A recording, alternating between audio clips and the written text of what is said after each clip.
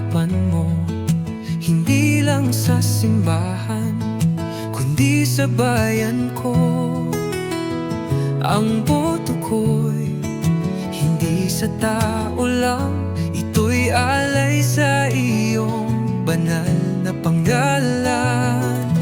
Ang boto ko'y alay, Panginoon, tugon sa iyong tawag ng kabananalan.